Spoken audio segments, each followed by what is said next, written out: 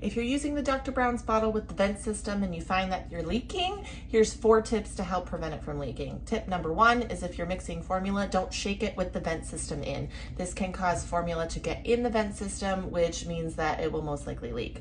Number 2 is don't over tighten that collar. Tightening it too much creates too much of a vacuum buildup inside, so make sure that when you twist it all the way that you untwist by about a quarter of a turn.